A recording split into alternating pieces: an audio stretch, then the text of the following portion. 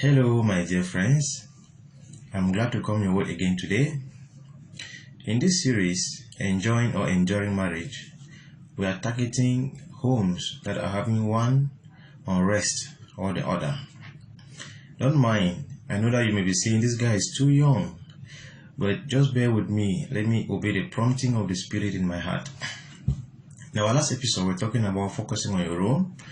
Marriage is about two people, husband and wife, male and female, and each person was framed to play a particular role. And for marriage to be successful, each person must play his role and play it faithfully and effectively and passionately. Today my focus will be on husband. Focus on your role. Last time I was talking about a common mistake is that the Bible says, husband, love your wife as Christ loved the church, and said to the wife, submit to your husband as unto the Lord. But what we do is we add a condition to it, and the wife is saying, I will submit to him if he loves me, and the husband is saying, I will love her if she submits to me. So that if that we have added to it makes it difficult for the home to grow or to function smoothly. So what you need to do is to focus on your role, irrespective of how the other person is behaving.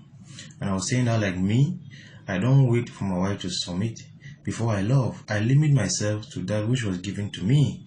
My role is to love, and I have to love her following the reference as Christ loved the church. Right? Meaning every day I have to go into Christ's life and look at how he loved the church and make that my own prototype on how I will relate with my wife. Now my wife has to go into Christ's life and find out how he submitted to God and make that her prototype of relating with her husband. But now I'm not going to force her to go and learn. I have to limit myself to that which is mine. So one thing I want to let you know is that love, because many people just say I love you, but they have never asked the question, what is love? Love is a strong feeling that is manifested through actions. So how do I know you love me? I know you love me through the things you do to me. If you tell me with your words that you love me, but you treat me like trash, it will be difficult to believe that you love me. If you tell me that you love me and you insult me all the time, I will doubt whether you love me.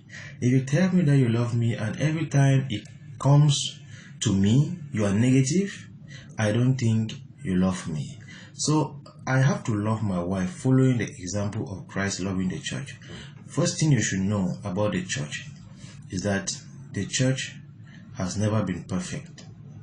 The church till today still has all kinds of spots and wrinkles, character problems, and even to respond to the sacrifice of Christ, the church is still not appreciating it fully. They have not even understood it. But what is Jesus doing? Jesus has not pushed them aside.